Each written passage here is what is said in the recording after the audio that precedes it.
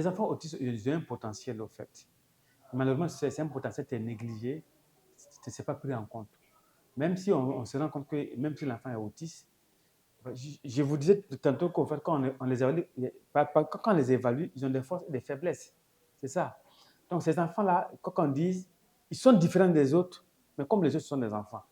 Donc, on doit tenir compte de leur spécificité et de mieux les accompagner à intégrer le système, à intégrer le social et le système éducatif classique, en fait. Selon le DSM-3, l'autisme, c'est un trouble d'origine neurologique qui affecte l'enfant dans 3 domaines, à savoir au niveau relationnel, comportement et au niveau de la communication. Donc, ça veut dire quoi? Ça veut dire qu'en fait, l'enfant, quand on parle de l'autisme, c'est un enfant qui a un reclus social. Voilà, il n'arrive pas à interagir avec les autres. Au niveau de la communication, ça peut avoir, un enfant peut être non-verbal. Voilà, il peut être non-verbal à tendance réceptive. Il peut comprendre ce qu'on lui dit, mais il est non-verbal. Ou il peut être verbal, mais le langage, la communication, le langage est limité. Et aussi, il a des troubles de comportement. Ça veut dire que ce sont des enfants, ils sont hyper actifs. Voilà, ils bougent beaucoup, ils sont instables. Et ce sont des enfants aussi, quand on se rend compte qu'ils sont hyper sensibles, ça veut dire qu'à moins de bruit, ce sont des enfants qui se bouchent les oreilles. Mais au fait, c'est au cas par cas, ils n'ont pas les mêmes. Les différents signes diffèrent d'un enfant à l'autre à ce moment. Et ce sont des enfants qui sont d'abord dans le repli social. Souvent aussi, quand on l'appelle, il, a, il reste indifférent à l'appel de son nom, en fait. Voilà. Donc, mais plus loin maintenant, avec le DSM-5, maintenant, on parle plus maintenant de la triade autistique, mais maintenant on parle de choses, de la diade autistique, trouble relationnel de la communication. Ça veut dire qu'en fait, le comportement, c'est une conséquence des troubles relationnels et de la communication. C'est pour dire qu'en fait, plus l'enfant n'arrive pas à s'exprimer, et plus il n'arrive pas à se faire comprendre, plus en ce moment, il développe des comportements inappropriés parce qu'il n'arrive pas à exprimer ses besoins, en fait. Donc, en grosso modo, c'est ce qu'on peut donner comme définition. Mais de façon synthétique, on se rend compte que ce sont des enfants qui n'aiment pas jouer avec les autres. Voilà. Ils sont toujours dans le repli, ils sont toujours à l'écart, comme les autres. Voilà. Et c'est-à-dire que souvent, ce sont des enfants, ils n'ont pas la fixation. Voilà. C'est-à-dire que quand ils communiquent avec l'autre, ils ne fixent pas le regard de l'adulte. Voilà. Et donc, c'est ce qu'on peut dire de façon générale. Généralement, on ne peut pas réellement définir comme ça les causes. Alors, on ne peut pas réellement dire que voici ce qui cause l'autisme. Ce sont des hypothèses. Voilà. Au niveau relationnel, excusez-moi, au niveau de l'environnement.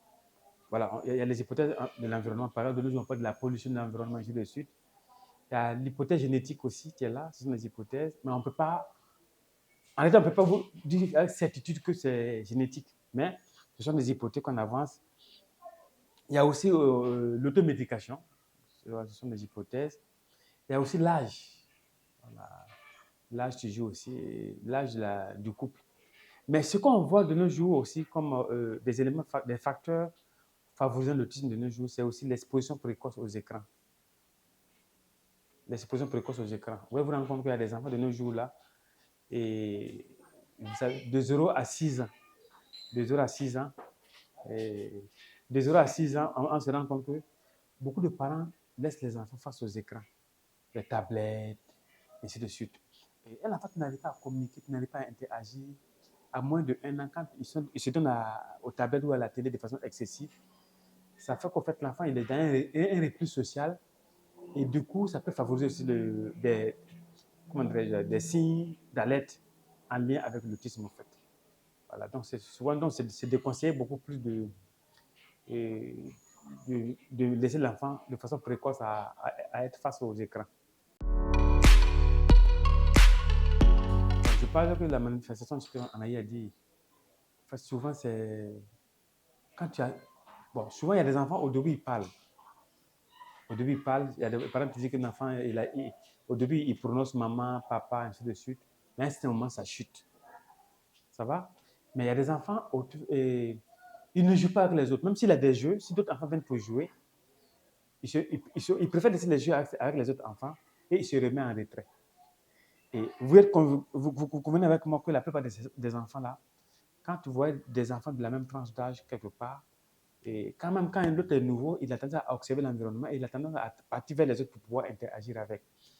Ces enfants, les enfants qui ont le trouble autistique là, ils ont un déficit au niveau relationnel au fait. Voilà. Et souvent, ils ont aussi des troubles de sommeil. Mais c'est au cas par cas, quoi. Des troubles de sommeil. Souvent, d'autres enfants sont hyper sélectifs au niveau alimentaire. Voilà, et donc c'est tout ça qu'il faut essayer de voir. Mais d'autres parents d'enfants, on se rend compte que quand on appelle l'enfant, il ne réagit pas, il ne répond pas à l'appel de son nom.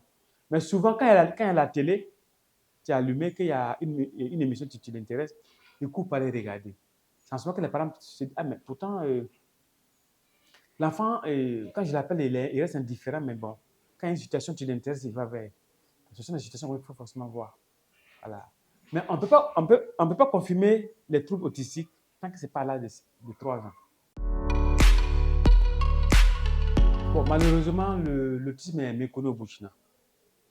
Voilà, c'est méconnu au Burkina, c'est une pathologie négligée. Je pense qu'on la classe dans la classe de handicap émergent.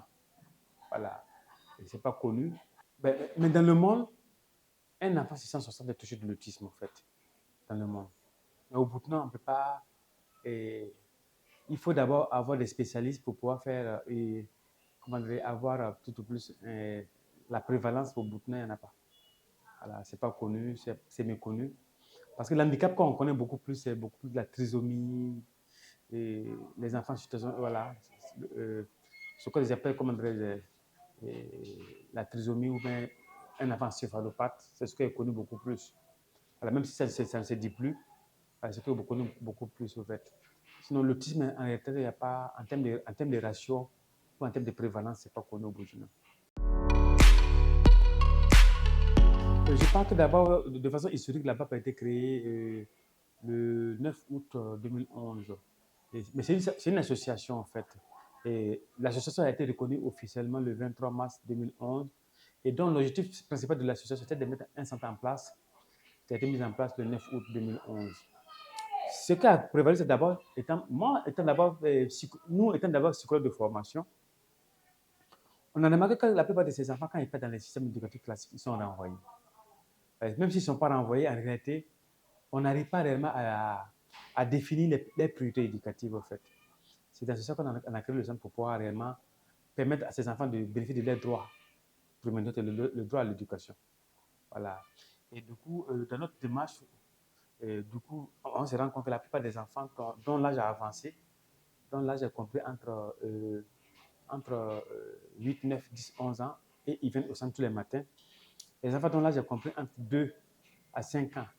Et nous, on les remet dans les écoles classiques au niveau du préscolaire pour que ces enfants puissent être dans un environnement socialement dynamique. Voilà, parce que je vous dis tout de suite qu'au fait, l'autisme, c'est beaucoup plus un trouble relationnel, beaucoup plus.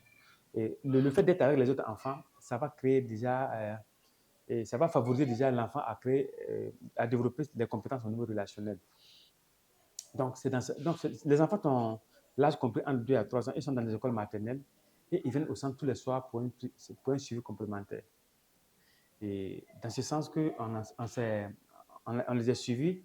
Et maintenant, ça nous a permis déjà de promouvoir ce qu'on appelle notre mission essentielle, la promotion de l'éducation inclusive des enfants autistes, voilà, au Burkina Faso. Et donc, à travers ces actions, depuis 2011 à nos jours, on a près de tout au plus 50 enfants qu'on a pu intégrer dans le système éducatif classique, respectivement du CP1 jusqu'au CM2.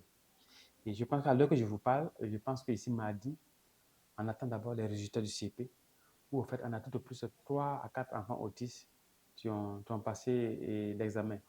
Et ceux qu'on a pu mettre au primaire, je pense que personne n'a démérité parce qu'à tout le monde, ils sont parmi les 10 premiers. Bon, le suivi, elle est beaucoup plus holistique d'abord. Quand l'enfant vient d'abord, l'enfant est déjà évalué. On va l'évaluer, on va faire des entretiens avec les parents. On va l'évaluer pour essayer de voir son profil, ses forces et ses faiblesses.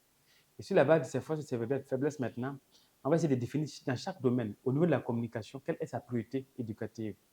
Au niveau de la pédagogie, quelle est sa priorité éducative. Au niveau de la socialisation, quelle est sa priorité éducative. Au niveau de l'autonomie, quelle est sa priorité éducative.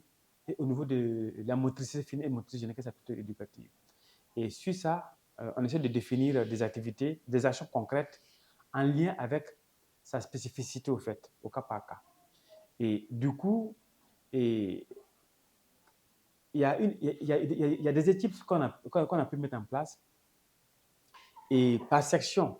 Parce que quand l'enfant vient d'Esma, en fonction de son profil, quand on se rend compte que l'enfant n'est pas encore autonome, il y a un niveau, il est au niveau 1, au niveau éducatif niveau 1. Et quand on se rend compte qu'il commence à développer les compétences, il progresse au niveau intermédiaire et progressivement au niveau 2. Et ceux qui partent au niveau 2, on se rend compte que ce sont des enfants qui sont capables de lire, d'écrire, de communiquer à leur manière. C'est de ceux au niveau de quoi on prélève maintenant pour mettre au niveau du primaire pour un suivi. Mais notre prise en charge ne se limite pas au centre. La plupart des enfants qui sont dans les écoles maternelles, on a des acteurs qui appuient les écoles maternelles et pour pouvoir les permettre déjà de pouvoir comprendre l'enfant et de pouvoir mieux l'accompagner dans son système éducatif classique. Et il y a aussi la guidance parentale. Parce que si vous avez un enfant handicapé, on ne doit pas aussi occulter aussi la prise en charge des enfants et des parents. On doit forcément outiller les parents pour que l'enfant aussi puisse être, l'enfant aussi puisse vraiment avoir un cadre beaucoup plus approprié à la maison. Et de façon générale, c'est ce qu'on fait beaucoup plus comme activité. La difficulté, c'est beaucoup plus la mobilisation des ressources. Il y a ça aussi, il y a la mobilisation du personnel parce que, comme on dit, et la prise des enfants aussi, ça demande énormément d'une équipe pluridisciplinaire. Voilà. Pour que chacun puisse réellement apporter son plus-value. Et il y a ça aussi. Et il y a aussi le cadre. Le cadre que nous avons actuellement, ce n'est pas un cadre qui est beaucoup plus adapté aussi. Ça ne répond pas au standard de la prise en charge, en fait. Donc, ça veut dire qu'il y a certaines offres éducatives qu'on n'arrive pas à mettre en place. Donc, c'est ce qui cause énormément de difficultés. Et malheureusement aussi, il y a aussi l'implication des parents. Voilà, beaucoup de parents réellement ne sont pas beaucoup plus dans le dynamisme d'accompagner les actions réellement du centre parce que réellement, d'autres parents ne croient même pas même au potentiel de leur enfant.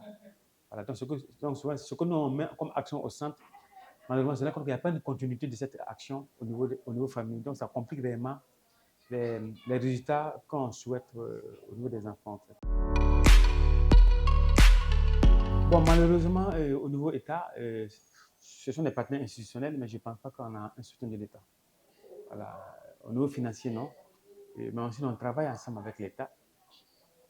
Et je pense que même quand on vient de valider même un guide d'orientation pour les enfants autistes, pour les écoles maternelles. C'est avec l'État qu'on a fait. Mais nous, on était le porteur du projet. Sinon, notre partenaire, c'est l'ONG. L'ONG Light for All qui nous soutient depuis 2015. Il y a aussi Asmae. Donc, c'est notre partenaire. Nous sommes en partenariat avec Asmae pour la mise en œuvre d'un projet Grandir ensemble 2. Voilà. Donc, nous sommes des partenaires de mise en œuvre de ce projet. Et aussi à l'UNICEF, tu nous finances. Ouais, aussi il finance la subvention de quelques enfants qui n'arrivent pas réellement à payer les frais de prise en charge et aussi renforcer le centre par rapport à l'équipement au niveau pédagogique et au niveau des jeux éducatifs. Voilà. On a aussi un partenaire échangé, l'ONG échangé qui nous accompagne à travers le renforcement en ressources humaines. Mais je pense que d'abord, avoir un enfant autiste, ce n'est pas une fatalité. C'est le fait de refuser de la compétence est très fatal. Ces enfants, ils ont un potentiel il faut qu'on les accompagne pour découvrir ce potentiel-là. Ce sont des enfants comme les autres. Ils ont les compétences comme les autres. Ils peuvent compétir comme les autres. Mais ça demande un temps, soit peu. Il faut avoir la patience et il faut avoir aussi le temps nécessaire pour s'impliquer pour leur éveil et leur épanouissement. Les enfants autistes, ils ont un potentiel, au fait. Malheureusement, c'est un potentiel qui est négligé, ce n'est pas pris en compte. Même si on se rend compte que même si l'enfant est autiste, Je vous disais tantôt qu'en fait, quand on les évalue, quand on les évalue, ils ont des forces et des faiblesses. C'est ça. Donc, ces enfants-là, quand on dit, ils sont différents des autres, mais comme les autres sont des enfants. Donc, on doit tenir compte de leur spécificité et de mieux les accompagner à intégrer le système, à intégrer le social et le système éducatif classique, en fait.